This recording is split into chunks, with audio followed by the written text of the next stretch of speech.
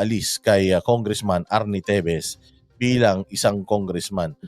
Kung hindi po tayo nagkakamali, ito ang first time na nangyari yata ito sa history ng Kongreso, na ang isang sitting at hinalal ng taong bayan na congressman na magre-representa sa kanilang distrito diyan na-expel, mga bossing. At ang reason for expulsion ay budots.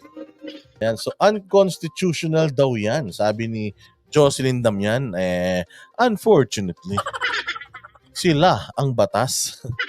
Kaya nga sabi ko just recently, may mga kumakalat na pictures, videos na niyakap-yakap nito ni kasi nag-break na daw si nag-break na daw yata si Yasi Pressman tsaka yung boyfriend niya. Si Marcos, si Sandro Marcos, di ko alam kung nakipag-break na dun sa jowa niya sa Itbulaga. Pero ayun nga, nakipag-yakap-yakapan sila dun sa in public. Hindi ba din yan? Indecent display of affection? Ayan. So sabi nga, ano kaya yung pinakapangit? Yung pagbubudots o yung nabalita ng Japan News tungkol sa Okada at yung mayor na tumawis, yung kanilang Speaker of the House, hindi ba? Di umano tumanggap ng pera, heavy luggage mula sa isang dayuhang negosyante para i-turn around yung desisyon ng Korte Suprema at makabalik yung mga Okada di umano diyan sa Congress. So, nagagalit kayo kay Teves dahil sa kanyang absences at saka sa kanyang pagbubudots. Samantalang, ayan, harap-harapan, nakita nyo naman hanggang sa Amerika nakarating na yan. Yang balita na balita na yan. Bakit hindi nyo iniimbestigahan yung inyong Speaker of the House? Hindi ba? Tapos ito pa, isa pa, yung kanyang kumpanya na nakikipag-partner ngayon sa isang tawag din isang programa ng ABS-CBN na tinanggalan ng prangkisa ng Congress pa mismo. Tapos ngayon, actually part siya nung Congress na yun na nagtanggal ng prangkisa dyan sa ABS-CBN. And ngayon, yung negosyo niya ang nakikipag usap-usap, nakikipag-transaksyon. Hindi ba yun ang unethical? Hindi ba ang mga unethical is yung ganyan, yung ma-involve ka sa international na iskandalo? Unanimous, ibig sabihin ni isa dyan sa Congress, wala man lang kaibigan si Congressman Teves para siya ay somewhat ipagtanggol. This is a sign sa lahat ng mga kakalaban sa kanila. Na kapag kumalaban ka sa kanila, yun to yung sinasabi kong gaano kadelikado itong ginagawa natin na pagbatikos sa mga mali nila. Ito ang nakakatakot kasi kung ang congressman kaya nilang gawin ito, mas lalo na sa mga normal na taong katulad natin. Yan ang tinanggal ng Kamara sa kanilang hanay si Negros Oriental Representative Arnie Teves. Ang basihan ng desisyon na yan, alamin sa pagtutok ni Mark Salazar. Sa botong 265 na yes, 0 negative vote at 3 abstention, desisyon at tuluyan ng tinanggal ng House of Representatives. Ayan.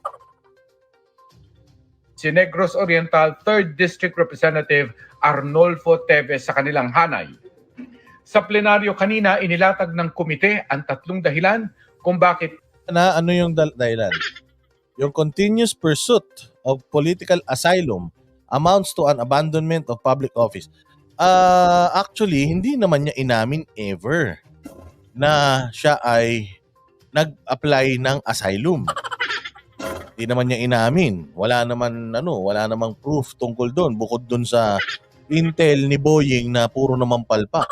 Dami namang intel ni Boying, puro naman talaga palpak yan eh. So yun ang pinaniwalaan ng Congress. Pangalawa, yung continuous absences without leave in violation of the House rules constitute as abandonment of public office. So ayan, ito meron to. Kasi nga, maraming beses na nilang pinababalik eh. Ayaw talaga ng tao, meron naman siyang pinakikitang proof na siya ay delikado ang kanyang buhay, pero dinideny ng pamunuan ng Kongreso yung kanyang pagliban dahil dun kadahilan ng delikado para sa kanya umuwi dito dahil baka mamatay siya. Ito dito sa number 2, pwedeng pwedeng kasi ganito yan. Parang sa kumpanya lang din yan, hindi ba? Wala ka ng leaves na gamit mo na, tapos gagamit ka ng LWOP o yung leave without pay.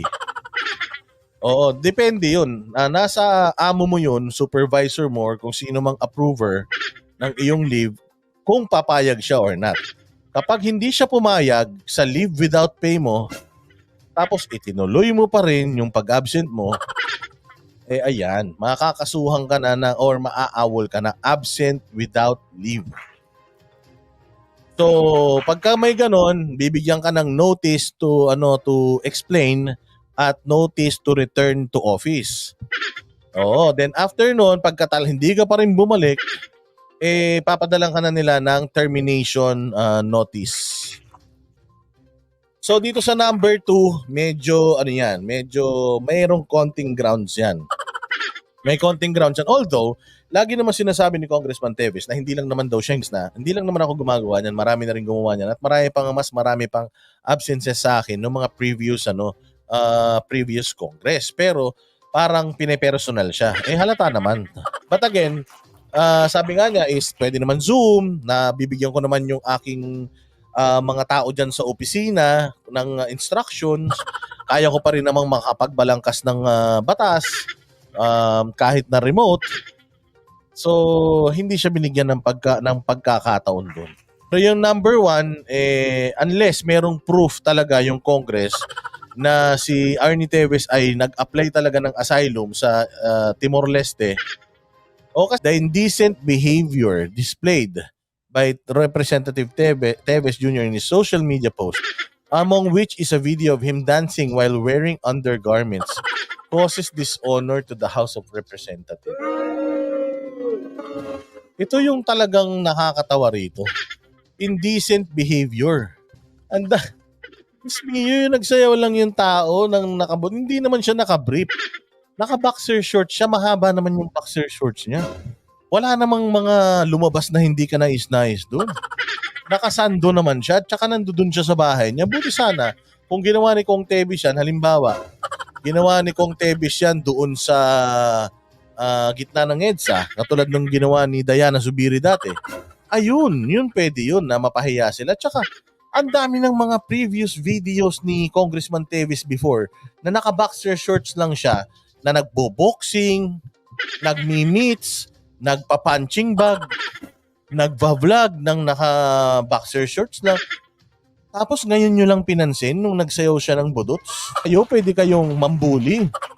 Pwede kayong magalit, pwede kayong mang-alipusta or pwede kayong magsalita, meron kayong kalayaan, pero siya wala na.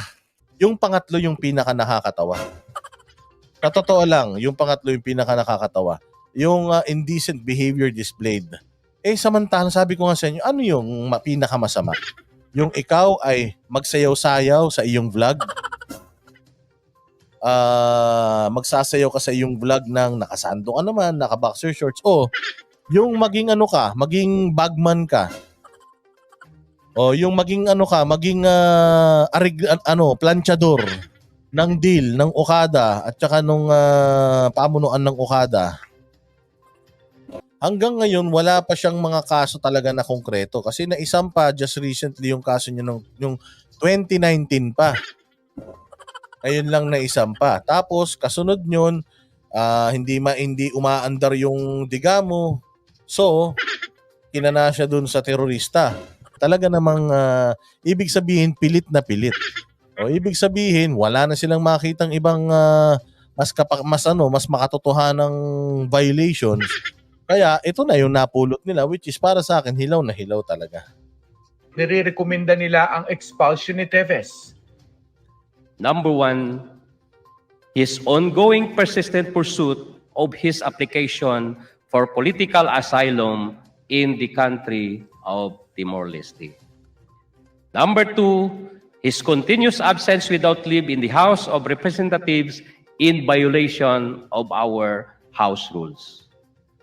And number 3, his indecent behavior portrayed in social media which reflects discredit in the House of Representatives and diminishes the Kakapal ng mga mukha nyo. Sige, magkatapatan na tayo rito. Ilan sa inyong mga kongresista dyan ang walang kabit? Ilan sa inyo dyan ang walang mga babae na ibinabahay? Ilan?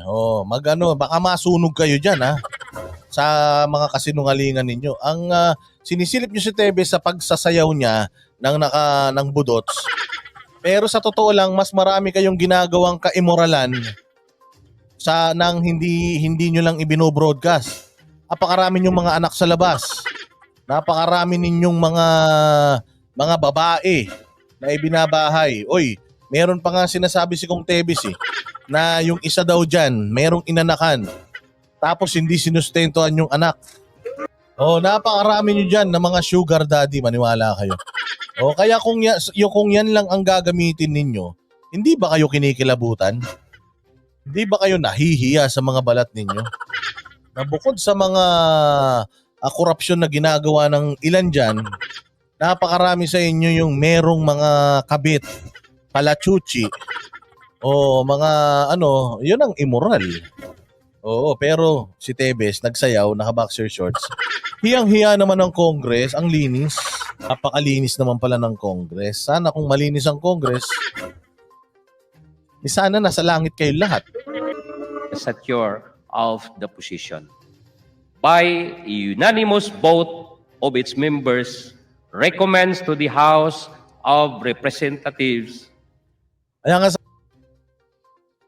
the imposition of the penalty of expulsion from the House of Representatives upon Arnulfo Ari Itives Jr. Nasa orihinal na committee report daw ng Ethics Committee ang taguri bilang terorista ng Anti-Terrorism Council kay Tevez kung bakit dapat siyang tanggalin sa Kamara. Pero nawala na ito sa 3 basihang inilatag sa plenaryo. Resista, hindi pwedeng maging basihan para matanggal ang sino man sa kanila nang dahil lang nabansagang isang terorista. May we inquire from the Honorable Chairman that the mere designation by the Anti-Terrorism Council of a member of this House without any other ground, will that be considered as a ground of expulsion? We just act on our recommendation for the disorderly behavior and for sabi ko nga sa inyo, yung mga politiko, yung mga senador, yung mga congressman, kabang-kaba sila simula nung dinesignate si Tevez na terorista, kabang-kaba sila. Kaya yun yung kinonfirm ni Congresswoman Deng Baksya na ikaw ba by mere designation of na maging terorista ka, does it mean an automatic expulsion? Sabi, so takot na takot sila doon. Di ba sabi ko sa inyo, may nakausap kaming politiko at galit na galit doon sa designation na yon kay Tevez kasi nga daw binuksan yung pinto para gamitin itong batas na ito para usigin, takutin yung mga kalaban at posibleng makakalaban nila. Pasok na yung expulsion niya ay pwede nang i-base dito. So yung sa ATC hindi na namin yung ginamit. Dahil dito pa lang sa 3 to, shoot na sa banga. Code of Conduct, and a mere designation is not the basis of our recommendation. Ipinag-utos sa House Secretary General na ipaalam na sa lahat ng ahensya ng gobyerno ang pagkakatanggal kay Tevez sa Kamara. Hinihinga namin ng reaksyon si Tevez at ang kanyang abogado. Anong masasabi nyo tungkol dyan? Sige. Magbasa tayo ng comment. Dahil, who are you to cast a stone to someone, mas matindi pa yung mga kahayupan, kabulastugan na ginagawa mo. Mga self-righteous, sabi nga ni Grace.